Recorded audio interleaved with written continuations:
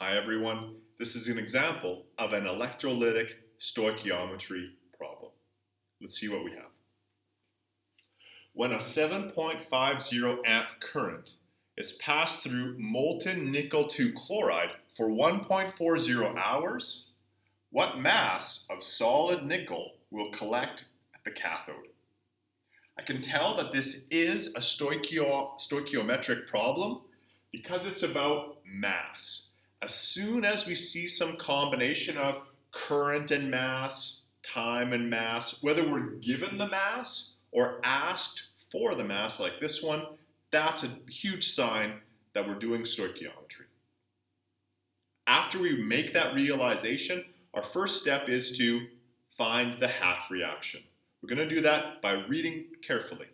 We're starting here with nickel 2 chloride. We have nickel 2 ions. And we're going to end up producing solid nickel at the cathode. Starting with nickel 2 ions, making solid nickel. The question's telling us it's at the cathode helps a lot because reduction happens at the cathode. We could have figured that out anyways just by thinking about the species involved, but that tip-off really helps. So I need to create the half reaction on my own, or I find it in the data booklet.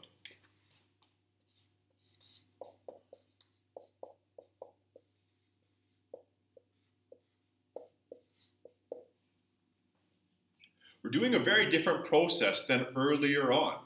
We're not doing that 5-step method. We're not making a list and finding the oxidizing agent and all of that. The question is describing what's going on, and we only need half of the story. We're not worried about what's going on at the anode. We're not worried about the whole reaction.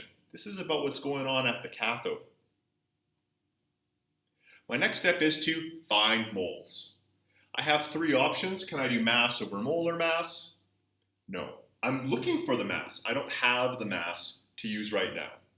We don't have a concentration or a volume. That's quite rare anyways. It does happen sometimes. I have the current and the time. Oh, I need to use Faraday's law to find the moles. That's where things are starting. Faraday's law, I times T over F. I is the current, 7.50 amps.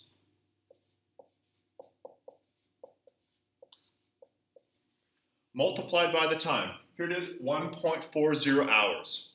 Heads up though, when we're using Faraday's law, the time must be in seconds.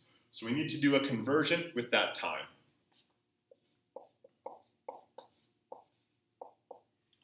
We need to convert it into seconds.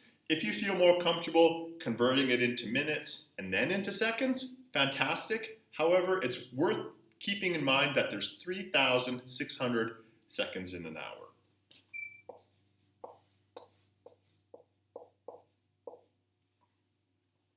This is going to be divided by Faraday's constant.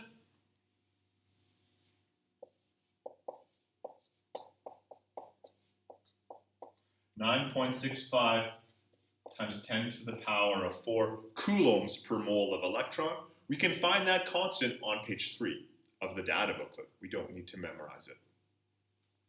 Our next step is to multiply by R over G.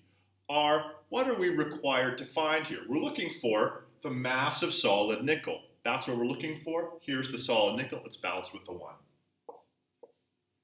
What was given to us was all this information about the electrons, the current, the time, Faraday's law. Balance with a 2. When we're doing stoichiometry, one of those 2 numbers is going to be the electrons. If we're using Faraday's law first, the electrons are the denominator, the G of the R over G. If, however, we were using mass over molar mass first, or C times V, then the electrons would be in the numerator spot. Finally, we're going to solve. Sometimes you might be solving for the time, or the current, or here, the mass. So we're going to multiply by the molar mass of what we're looking for, solid nickel, which is 58.69 grams per mole. We can go and find that on the periodic table. We're all set up now to calculate. Here we go.